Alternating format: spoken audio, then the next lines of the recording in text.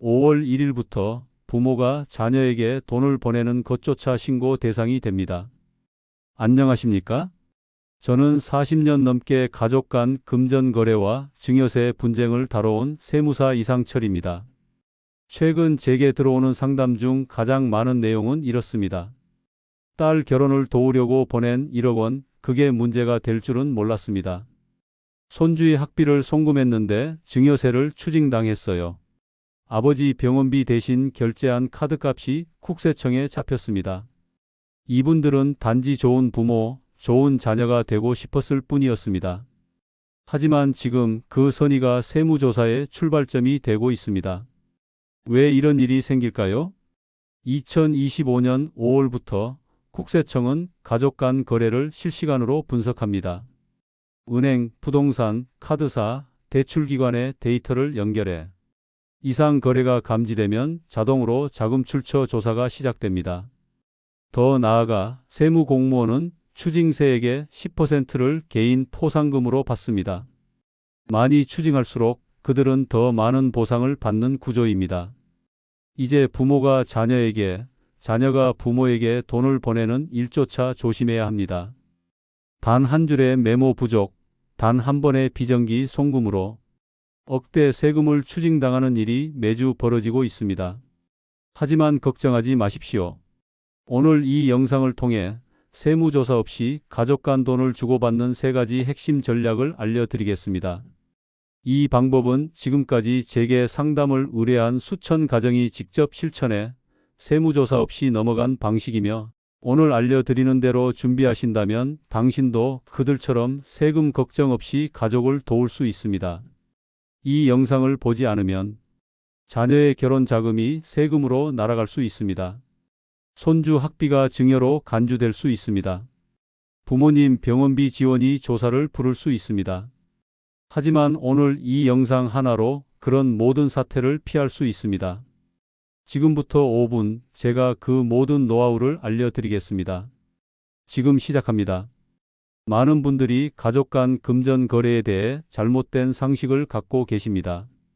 이 영상에서는 그 위험한 오해들을 하나씩 바로잡아 보겠습니다. 첫째, 가족끼리는 괜찮다는 믿음은 매우 위험합니다. 세법은 가족이라고 봐주지 않습니다.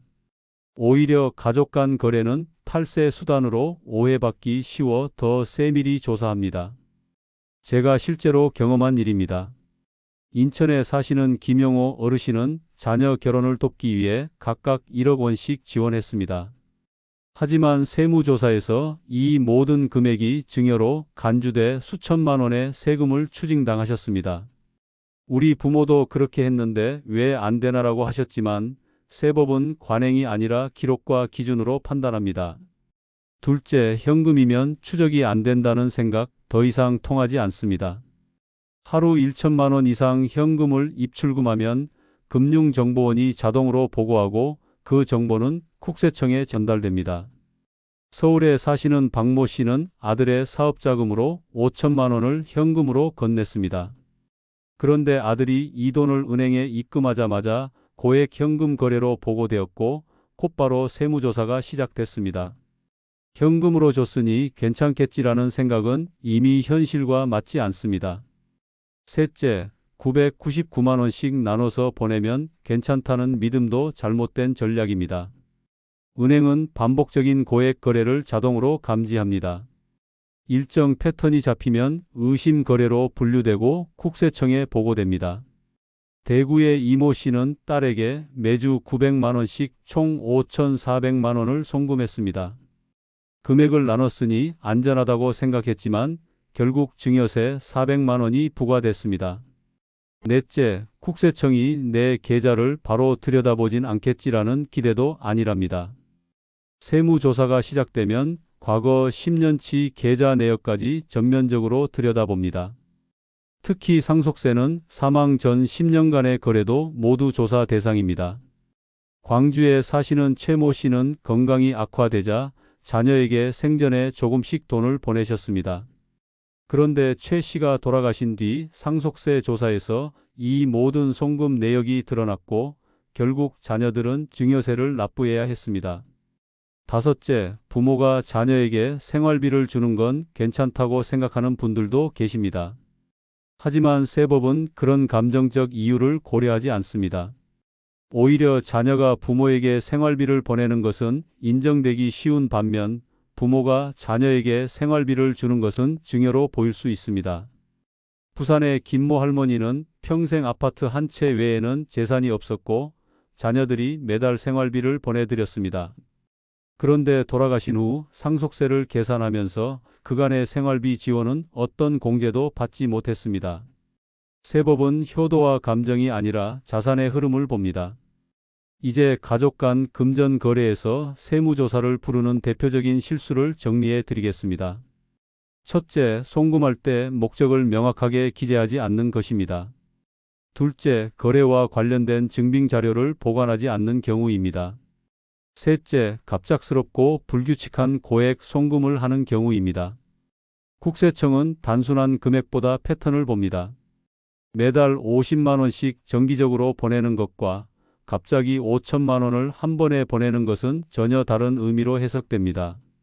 서울에 사는 박모 씨는 매달 딸에게 100만 원씩 생활비를 보내오셨습니다. 그런데 딸의 결혼 준비를 도와주기 위해 5천만 원을 한 번에 보냈고 그 과정에서 메모를 남기지 않았습니다. 조사에서 매달 보내던 돈은 생활비로 인정됐지만 5천만 원은 증여로 간주돼 세금이 부과됐습니다. 이러한 상황은 앞으로 더 잦아질 수밖에 없습니다. 왜냐하면 2025년 5월부터 세무공무원에게 추징 세금의 10%를 포상금으로 주는 제도가 시행되기 때문입니다. 최대 2천만 원까지 개인이 받을 수 있는 구조입니다. 조사 유인이 커지면 당연히 조사 강도도 높아질 수밖에 없습니다. 이전에는 명백한 탈세가 아닌 이상 공무원들이 소극적이었지만 이제는 정반대입니다. 그들은 추징이 곧 실적이며 보너스입니다. 여러분, 이건 단순한 가능성이 아닙니다. 이미 법으로 확정된 사안이며 몇 개월 후면 바로 적용됩니다. 결론은 하나입니다. 투명하게 준비해야 합니다. 모든 거래의 목적을 기록하고 자료를 남기며 갑작스럽고 비정기적인 고액 송금을 피해야 합니다. 자녀에게 결혼 자금을 보낼 계획이 있으시다면 이체 메모에 결혼 준비 자금이라고 반드시 기록하시고 실제로 사용된 내역도 꼭 함께 보관하셔야 합니다. 고액 송금은 가능하면 분할해서 명확한 계획과 자료를 남기는 것이 좋습니다.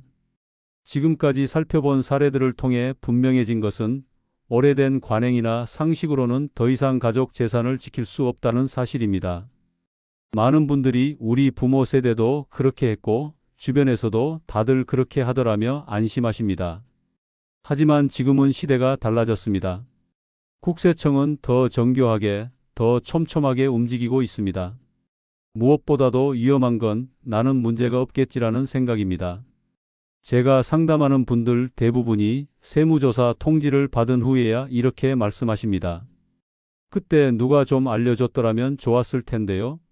자녀의 결혼식이 다가오고 손주의 등록금 납부일이 얼마 남지 않았고 부모님 병원비를 미리 지원하려는 분들도 계시죠. 이런 시점에 한 번의 고액 송금으로 인해 조사를 받고 억 단위의 세금을 추징당하는 일이 현실에서 끊임없이 일어나고 있습니다.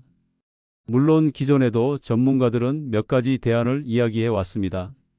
차용증을 써라, 증빙을 모아둬라, 미리 신고해라.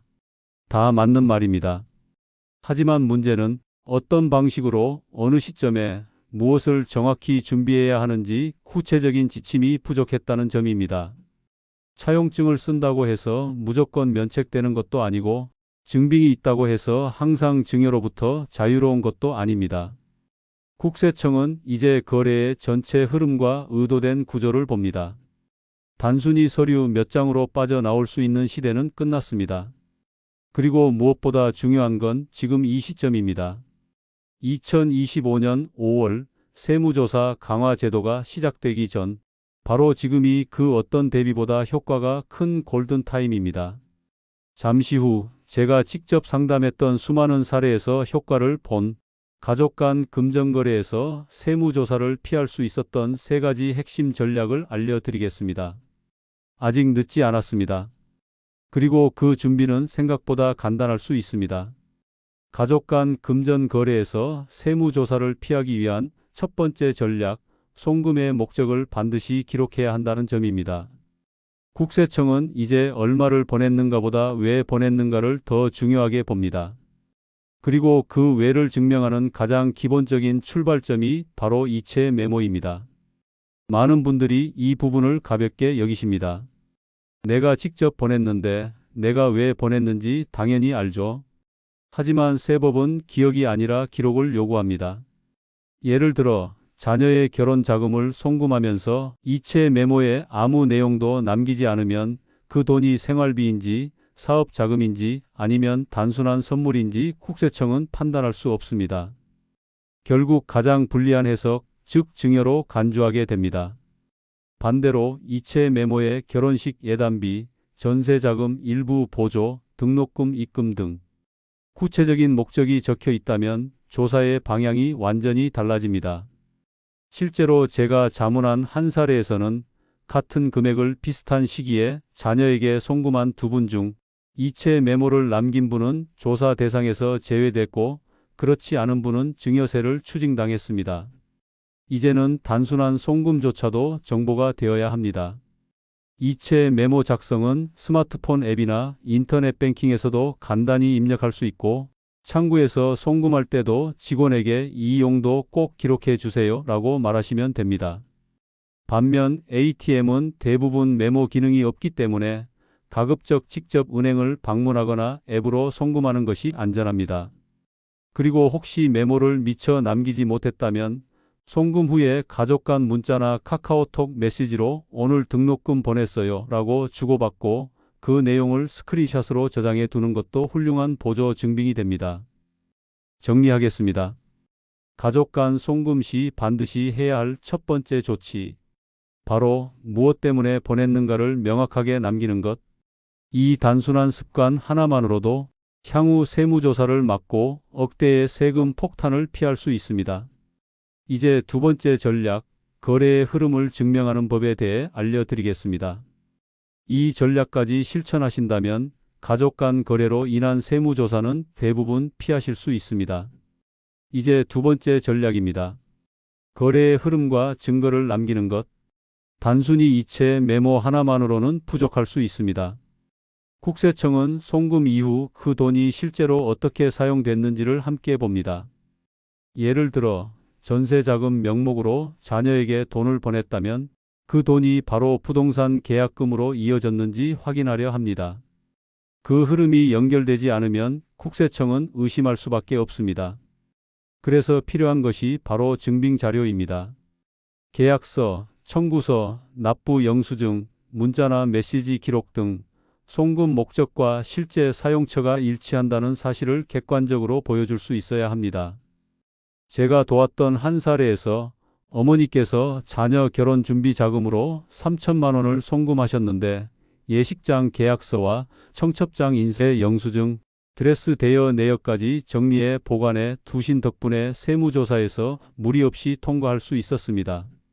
또 하나 중요한 것은 거래의 일관성과 예측 가능성입니다. 예를 들어 생활비 명목이라면 매달 일정 금액을 정기적으로 송금하는 것이 바람직합니다. 갑자기 큰 금액이 오가는 경우 설령 좋은 의도였다 해도 국세청은 증여 가능성을 의심할 수밖에 없습니다. 반면 정기적이고 소액의 거래는 생활비로 인정될 가능성이 높습니다. 또한 현금보다는 계좌 이체를 통한 기록이 남는 방식이 훨씬 안전합니다. 현금은 추적이 어렵고 나중에 설명이 불가능해질 수 있습니다. 가능하다면 가족 간 금전 거래는 전용 통장을 만들어 이 통장에서만 거래를 주고받는 것도 좋은 방법입니다. 이렇게 하면 자금 흐름이 명확하게 정리되고 조사 시에도 설명이 훨씬 수월해집니다. 이제 정리하겠습니다. 둘째 전략은 단순히 돈을 보내는 것이 아니라 왜 보냈고 어디에 쓰였는지 그 흐름을 증명하는 서류와 기록을 준비하는 것. 이것이 바로 가족 간 거래가 탈세가 아닌 정당한 지원이라는 것을 보여주는 결정적 기준입니다. 다음으로 가장 중요한 세 번째 전략, 가장 많은 분들이 놓치고 있는 핵심 차용증 활용법을 안내해 드리겠습니다. 이 전략은 고액 거래를 하시는 분들에게는 반드시 필요한 안전장치입니다. 가족 간 고액 거래에는 반드시 차용증을 활용해야 합니다. 부모가 자녀에게 혹은 자녀가 부모에게 큰돈을 보내야 할 때 단순한 송금만으로는 증여로 오해받을 수 있습니다. 이때 빌려준 것임을 명확히 입증할 수 있는 차용증은 가장 확실한 보호장치입니다. 많은 분들이 이렇게 말씀하십니다. 가족끼리 주고받은 돈인데 무슨 차용증까지 써야 하나요? 하지만 국세청은 그렇게 생각하지 않습니다. 사적인 관계가 아니라 자금 흐름의 사실관계만을 판단합니다. 따라서 금액이 크고 회수 가능성이 있다면 반드시 정식 차용 계약서를 작성하셔야 합니다. 차용증에는 다음 사항이 반드시 포함되어야 합니다. 첫째, 돈을 빌려준 날짜와 금액. 둘째, 상환 방식과 기한. 셋째, 이자 유무와 이자율. 넷째, 당사자의 서명과 주민등록번호 또는 신분증 사본. 예를 들어 자녀에게 5천만 원을 빌려주는 경우 단순히 빌려줬다라고 말로 하지 마시고 2025년 4월 10일 5천만 원을 연 0% 또는 2% 이율로 매년 일정액씩 상환받기로 한다는 내용을 문서로 남기셔야 합니다. 그리고 그 이후에는 상환이 실제로 이루어졌다는 기록도 중요합니다. 예를 들어 1년에 한 번 1천만 원씩 갚기로 했다면 그에 맞춰 계좌 이체를 하고 이체 메모에 대출 상환이라고 기재해 두는 것이 필요합니다. 또한 고액일 경우 이자를 일부라도 지급하는 것이 좋습니다. 금액이 2억 원을 넘는 경우 무이자로 간주되어 다른 세금 문제가 발생할 수도 있기 때문입니다.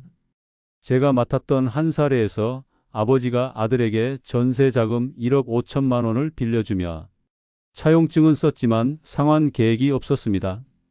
5년 뒤 세무조사에서 그 거래는 실질적으로 증여로 판단되어 1천만 원 이상의 세금이 부과됐습니다.